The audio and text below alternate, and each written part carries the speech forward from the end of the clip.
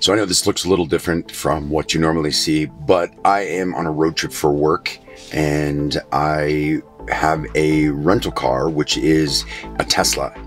And because I'm doing a road trip in a Tesla, I need to stop every once in a while at Superchargers and hang out for a little while. Now, Tesla offers up some things that you can do at the Superchargers. You can, you can surf the internet, you can do some things, play games on the screen in the car.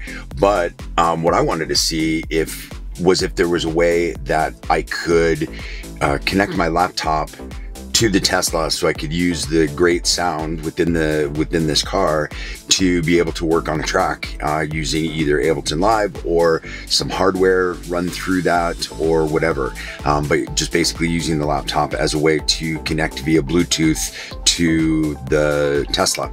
So that's what we're gonna try and do, see if it works. I have no idea. And if it does, I'm gonna see if at each one of the charging stations along the way, I can work a little bit on a track and maybe get to the point where it's something resembling a beat by the end of this road trip. So we'll see, we'll give it a shot, and we'll see if it works. First, let's talk a little bit about how to connect the laptop via Bluetooth to the Tesla.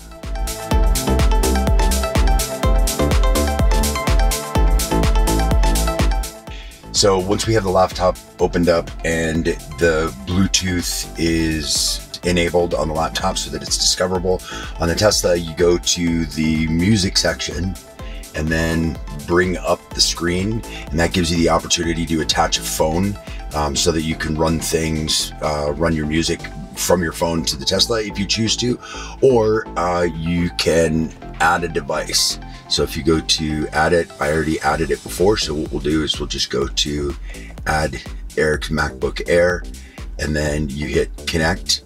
And if it's discoverable via Bluetooth, it will connect. So as you can see, it connected. The Bluetooth is active now. And so now we need to make it so that the audio from the laptop will use the Tesla as a destination for the audio. So in order to enable the audio, we went into a little beat here that I was creating before. I'm gonna go into Live, Preferences, and then we're going to select the output device. And if you notice on this screen here, you've got no device, MacBook Air speakers, or Tesla Model 3. So it gives you the option to connect to it as soon as you're connected to Bluetooth. If you haven't connected to Bluetooth yet, the Tesla won't show up here as an output source, and so you won't be able to connect it until you've done that. So you have to do the other one first, and then you connect this to the Tesla as the output source. Close that up, and now when we press play up here, it should come through the speakers of the Tesla.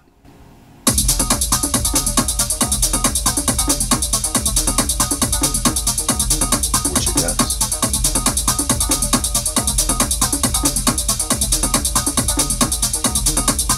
And just to give you an idea of the difference in the sound quality, I'm going to go back into Live, Preferences, and I'm going to change that back to the MacBook Air speakers so you can hear what that sounds like. I don't know how good the sound quality is going to be picked up through this microphone, but have a listen.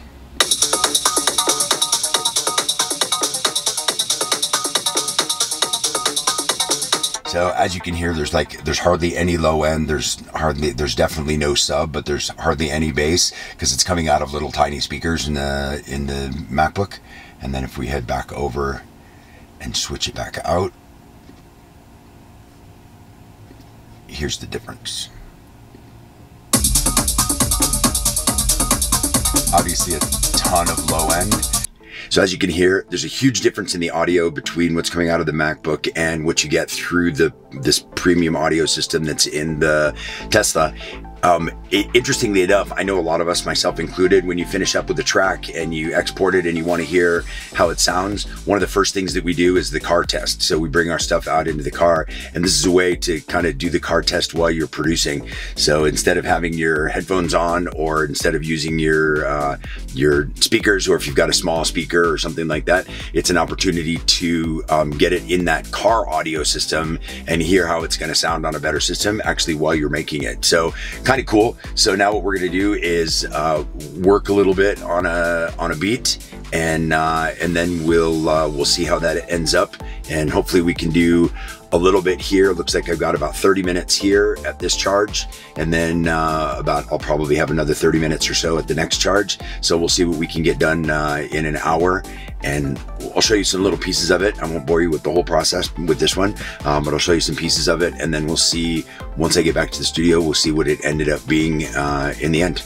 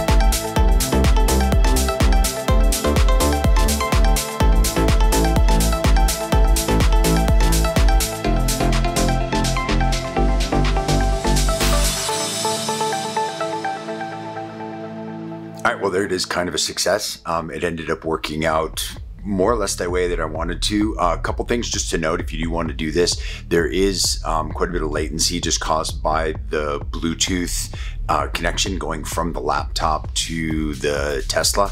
So if you want to do this, it's going to be something that you can do for playback and things, but if you're playing an instrument or if you've got a keyboard hooked up, there's going to be just too much latency for it to work. So that was probably the biggest minus, but a lot of pluses to that sound. Like the sound system there was really good, and it allowed me to actually really kind of test out the track as it was going. So here's the track that ended up coming out of that, or the start of the track, at least. I guess maybe I'll flesh this out just a little bit more.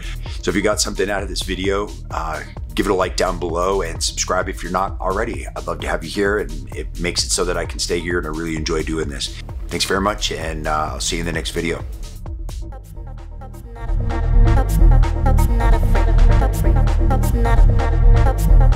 Not afraid.